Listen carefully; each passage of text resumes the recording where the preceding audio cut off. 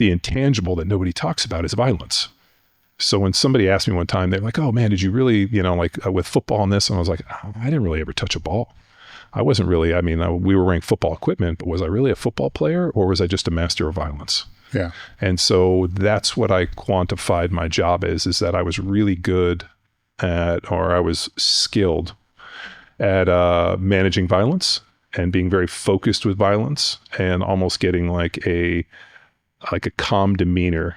Like I used to call it the eye of the storm, right? There's 100,000 people around you. You're in this. Everything's going fucking nuts. And you don't hear a pin drop. And you're not like, I'm not nervous. I'm just literally focused. Like, I'm going to hurt this dude.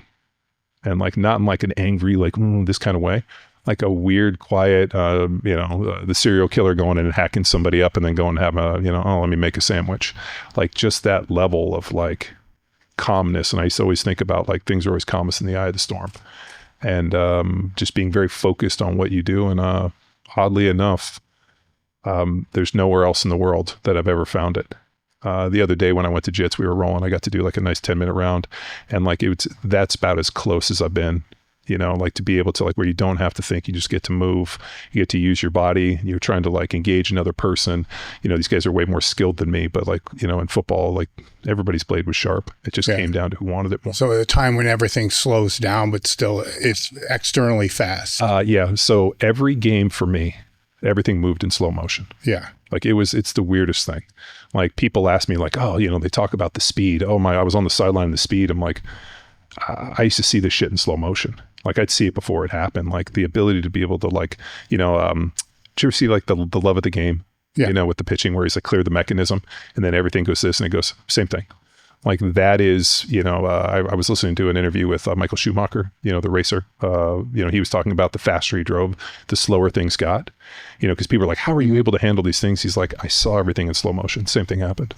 Yeah, it's just a higher stress environment. You know how to manipulate and manage that environment. They don't know if it's learned or it's genetic. So years ago, I was approached. So we were working with a bunch of like NSW guys, and this was I live in Newport Beach, and they were coming up from Coronado because they were going into this study for all these scans at this place called the Brain Research Center in Newport. And what they were trying to figure out is if there was something like called operator brain. Yeah. Right, because what they were going to do is figure out if there was like a signature of all of the active SEALs, and then when they would go to selection, they would just pre-screen the guys and be like, well, these guys don't have the signature, they're not going to make it, so we're just going to pre-screen for these guys. So that was the study. And after about the third time those guys came in, I was like, I want to go. So I went over there and I got scanned. And the guy's like, oh, yeah, no, your brain totally works like this. And so when we went in to do the test, he's like, he said to me, he's like, is there ever a time where you're playing and things slow down? And I was like, yeah, I know exactly what you're talking about. He's like, can you get there? I was like, 100%.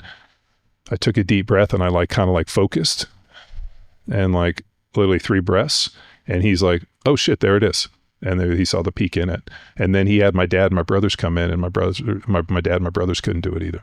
And that's interesting because when I'll speak to top lifters, if they're doing a maximal attempt, right? If I'm doing a maximal attempt and I'm straining, I feel everything. I know the tension. It feels slow. I know exactly what I need to move or change to be able to keep the tension where I need the tension. Mm-hmm. Half the guys I'll speak to, if I ask them to explain everything from their setup all the way through, they can explain everything, like exactly where the tension's supposed to be. If the tension isn't as great as what it's supposed to be, what they need to shift to be able to make it happen, to be able to go down there. The other half, it's just lifting the weight. It's just the straining. It's just black. There's nothing in there, which is kind of the same thing that we're talking about. Yeah. To one group, myself would be in that group, it feels like an eternity. Like there's not even an eternity. It's just a void of time, right? Where I can process everything. All of it, from the feelings and all the other stuff. The other group is just like black. Yeah. But to have the quality of the one, to be able to know what you have to shift, pivot, and change, throughout that time. And be able to do it in real time.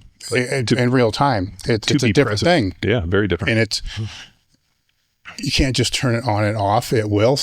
Well, you can if the load, it's got to have the right chaos load environment. All that has chaos to be. Chaos is like, like there has to be chaos. Chaos, yeah. So I talked to actually one of our young guys, Philippe, about this the other day. If in training, if your best rounds are in training, that's a problem, right? Like your best rounds have to be, when the lights are on you, when you're wearing a fresh rash guard and you're going out there to fight at the UFC Fight Pass or, 80cc, like whatever it is, you want to be on the biggest stage against the best guy with the lights on. And in that moment, you have to be able to like hear this call to greatness, and you have to be able to go out and do all of the things that you know that you can, all the training, all the people that believed you, all of that stuff, whether it go back to your mom and dad, your aunts, whatever it is, you have to carry that on your back and go out there and be the person that we know you can be.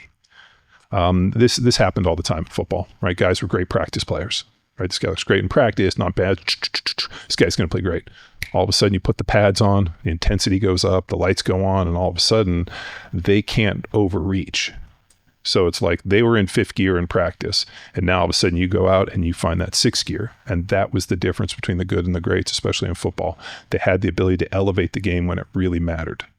And they move at a speed. I remember as fast as I moved in practice was never as fast as I could move in the game. Like all of a sudden you're watching stuff. I remember I was playing against, I can't remember the team, but I was playing against a 3 technique, and I fucking bowed this dude up, and the running back fell right behind me. And as the guy was driving me back, I knew something was behind me, and I lifted my leg and I clearly stepped over him like this. And then as the guy came forward, he ended up getting dumped, or I dumped the defensive lineman on the running back. So we're watching on film, and my coach is like, how the fuck did you know that guy was behind you? And I was like, I didn't. He's like, how did you know to step over him? I'm like, I don't know, maybe the spider sense, I don't know. But like you just end up developing a certain skill set. And a big part of the NFL too is survival. Like you have to make sure that you do everything right. And like all of a sudden you get into a place or a position, or you're here and you know where the ball's going, you're going to fucking end up in the meat grinder. So there's a lot of stuff where like, don't get stuck in the hole, keep your feet moving, go drive. You watch a lot of guys hit and they go, they get thrown or something. They just keep going because you just don't want to be in the meat grinder. Well, that's one of the things I was going to ask is how did you go from a rookie mindset to a veteran mindset? A lot of things play into this because in college, everything's laid out for you, right? What do you mean? The timeline. Like you got to be here at X time, you got to be here at X time. Then now you're in the pros. It's kind of laid out, but it's not, right? And now you're at a different level. So there's a rookie mindset to where if you're too aggressive too much, you're done. There's got to be a pivot, to where it has to be because you want to play, right? And you don't want to get cut, but at a certain time you want to keep playing and increase the longevity of how long you can play. I never thought like this is a massive mistake on my part. Whenever, you probably see people, if I could go back and tell my younger self that shit.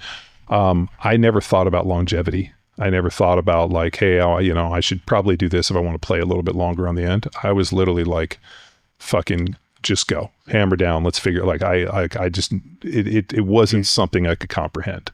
I also like never really imagined myself being 40. I never really imagined myself being 30. I remember when I turned 30, I was like, fuck, I made it to 30. I remember when I turned 40 and I was like, I can't believe I'm fucking 40. Like I just never really thought about like, now, you got kids, you're a little bit older, like you're like, all right, like aging parents and that. And you're like, oh shit. Like, my mom's in her 80s. I'm like, is that how long we live here? Yeah. Like, that's a weird thing. Like I didn't necessarily think about that when I was, I think because of social media and the internet and like the rise of whatever this stuff is, like people, like I went to a conference last year and there was for a deal con, he had this Eterna deal on like longevity. And the guy that got up, who was the geneticist, was like, our genes will make it to 120 years old. As long as we can beat all-cause mortality and you don't die of like cancer or heart attack or something. So we started going through all the levers. Like if you can get in a sauna for, 4 times a week for, maybe 70 total minutes at a temperature over 174 degrees to activate heat shock proteins, your chance of a heart attack go pretty low. You add some aerobic work in there, don't eat like an asshole, keep your body weight and, like body fat in check and carry a bunch of muscle. I mean, all of these like determining factors, like these like things, like this thing starts getting mitigated. That his deal was like, we just have to figure out all-cause mortality. That's kind of where we got really back into like looking at the gut, because your resilience to avoid sickness and illness and a lot of these things really comes down to how robust your microbiome is. Like, what does gut diversity look like? What does bifidobacteria look like? Like, how robust are you? So when I got my microbiome done, like my score was like in I think high 7s, 8s in terms of diversity, which like the average American's in the 4s. So I was like a low level Hadza, or like, a Midwest farmer, let's say, had bifidobacteria, which I think less than 2% of this country has any usable bifidobacteria based on Dr. Hazen's research. So, I mean, that's like an indicator, but I also never got COVID. Like I was exposed hundreds of times. And like, even when she tested my stool, like I had never been exposed. She's like, you have 0 of this thing. So how robust you are is a great indicator of how durable and how healthy you'll be over a long period of time. Yeah.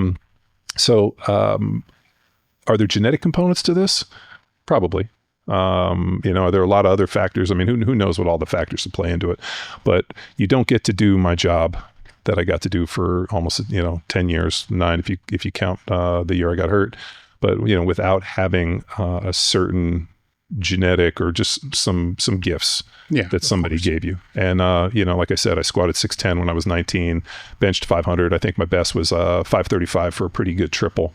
I was able to handle, 180 pound dumbbells, flat bench for, 12 reps. And, I think it's funny. I saw a podcast where these guys were talking about lifting heavy weights. Every Friday of the season, I benched 405. So at the beginning of the season and when, like the first quarter of the season, 1 through 4, it was usually between 5, 6, 7 reps. And then every Friday, because it was usually Friday where my hands stopped hurting, I would come in and I would call it cliffhanger, where as long as I got 1 rep, I was good. Yeah. Right. So like I might get like 5 or 6 or 7, and then it might be like a 4, and then like a triple, and then I might get 5 or a kind of go back and forth.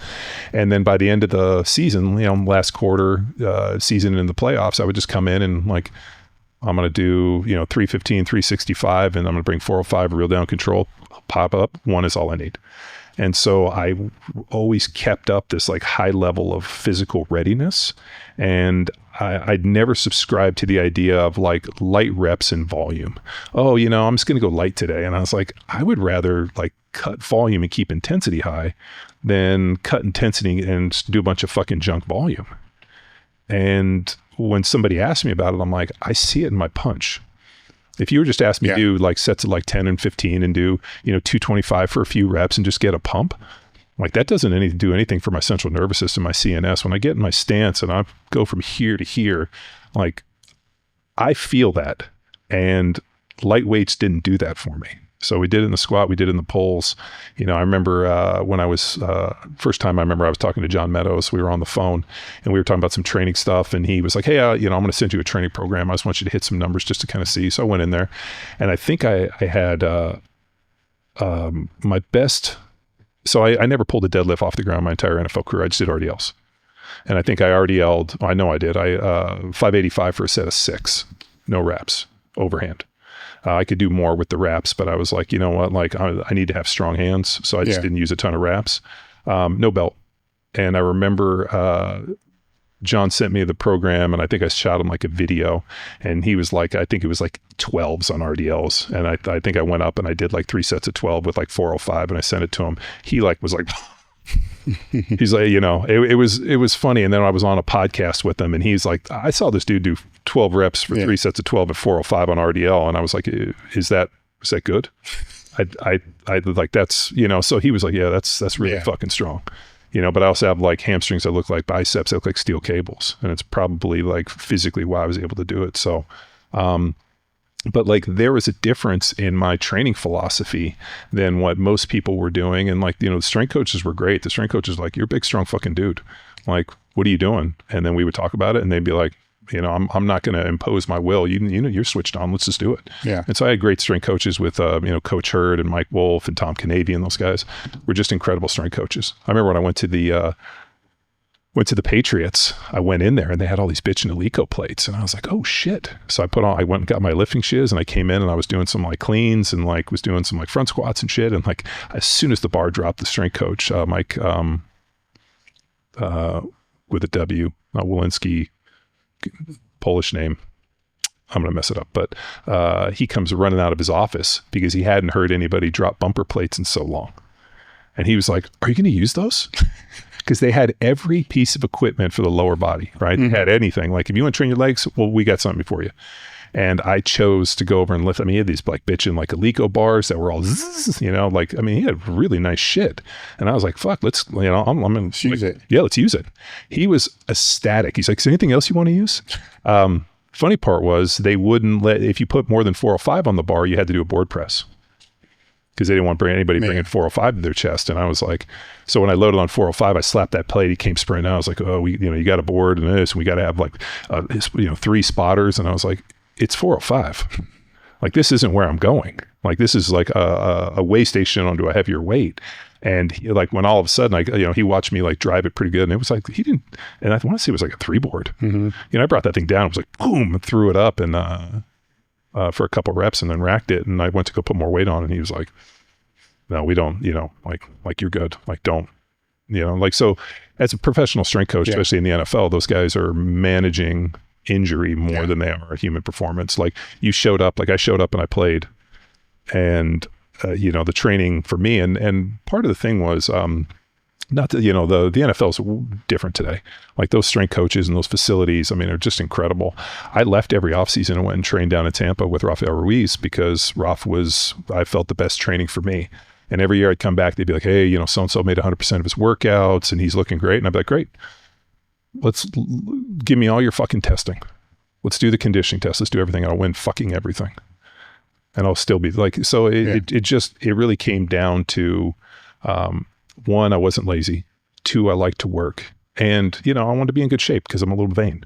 Well, at the NFL too, the majority, if not all the players, they're developed. That's why they're there. Yeah, they just kind of need topped off on the things that fall. Yeah, I mean, like, I don't know, I was watching this morning, that big dude who's in Tampa that was like in the 475, you know, that they drafted. They were just having him walk because they're trying to get him under 400 pounds. So the outcomes for those guys over 400 pounds are not good. And so there might be blood markers in this, but, like, you know, they spend a lot of money now, and they've really fine-tuned it to where, you know, these guys are getting paid the money and people aren't getting hurt and they're not dying. I mean, the Corey Stringer thing, you know, I mean, there's just, the NFL was extremely cavalier, and there was a lot of wild cowboy shit back in the day. I mean, just in terms of like pills and like, you know, painkillers and, you know, like the story, I always love the story. One of the guys from Green Bay told me that they were at like a big dinner, and Brett Favre was going around, and I don't mean to tell the guy's business, but it was like, we'll just say, was going around and bummed some pills, and, you know, and ended up getting sick and throwing them up, and he watched him picking them out of the vomit. Like, that's some fucking, that's some rock star shit, man. But that was the game. I mean, you know, after a game, you get on, they give you a sandwich and 2 beers, and the coach, you know, and the trainers would come by and they would put pills in these little white boxes, and they kind of shake them, and we called them rattlers because it sounded like a rattlesnake. And certain guys are big pill guys. Yeah. And I never was. I mean, did I say I never took them? No, I can't say I never did, because I had some surgeries and, you know, whatever. But for the most part, I was never a big pill guy. But I've also, you know, and I mean, shit, it's the internet now. Everybody says everything. But I also feel like the guys that took the most amount of pills tended to be the guys that had the most amount of problems after football. Yeah. And, you know, there's definitely a connection with like the opiates and the blood-brain barrier and this, and, you know, especially gut, you know, dysbiosis, and like there's definitely all the same pain receptor sites in the gut or in the brain. And I think that they, you know, that stuff moves across the blood-brain barrier, whether or not they say it or it doesn't. I think that there's some things that it does in terms of breaking it down that ends up having some negative outcomes. Did you go through any identity crisis after the football was over? You know, I have such a fear of failure that when my career ended and I was on the couch, I mean, you know, I ended up getting hurt in that last preseason game, kind of crunched my knee, and it was fucked up. And I ended up getting released, and they were like, hey, we're going to release you today, but we're going to re-sign you tomorrow. We got to make a roster move, so just hang out and we'll re-sign you tomorrow. Okay. And then they made me go back to the physical. And the guy looked at my knee and he's like, dude, what happened? I'm like, I don't know. I sheared off a piece of bone. I got stuck in the joint and they didn't re-sign me. So I went home and had surgery. And as I was rehabbing on the couch, that's when Glassman called me about doing CrossFit Football. And, you know, did I make the right decision? I think about that all the time. Instead of, did I do what you did and been like, go fuck yourself. I'm not going to do it. I'm just going to finish filling out these law school applications and go be an attorney. And we would have never heard of me. You would have never known who John Welbourn was outside of just some guy that played football. We wouldn't be here in this conversation. Power Athlete wouldn't have existed. CrossFit Football wouldn't have existed. And and that was kind of the career path I was into. And then when Glassman, asked me about CrossFit Football, he made an interesting point. He said, I'd like for you to help us come develop our technology and how to train athletes. And I had never thought about training as a technology. The training was the system to make, the SAID principle, right? Specific adaptation and imposed demands. I looked at this very science-based, right? It's very organic, right? If these are the adaptations I want, I know how to drive adaptation and I know what the intended outcome. So all these people, I think they look at everything all fucked up in reverse, right? I look at what's the intended outcome? What am I trying to do? Yeah. And then I have to be able to go back. So the SAID principle, specific adaptation to imposed demands. I knew what the outcome was and I knew how to drive outcome. And I knew exactly what it was because I had this incredible training ground, this fielding ground, right? I knew what I could do in the weight room and then I could go out and do this stuff. And the wild part is I watched guys for years who were really fucking strong in the weight room that couldn't translate it onto the field. And I saw other guys that couldn't fucking lift their dicks go out and absolutely destroy guys on the field. And it came down to your ability to first meaningful punch. Could I get off on the ball? Was I explosive? Did I have flexibility? Could I move? Did I have that internal fuck you to be able to shift into that gear to hit? And, am I a good athlete? Can I move through space? One of the one of the most proud things about Power Athlete was I created my own definition of athleticism, the ability to seamlessly and effortlessly combine primal movement patterns through space to accomplish a known or novel task.